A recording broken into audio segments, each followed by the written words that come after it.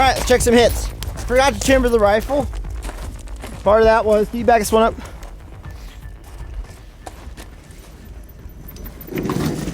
Thanks. So pistol on the transition, not too bad. Rifles all kind of together right here, which is fun.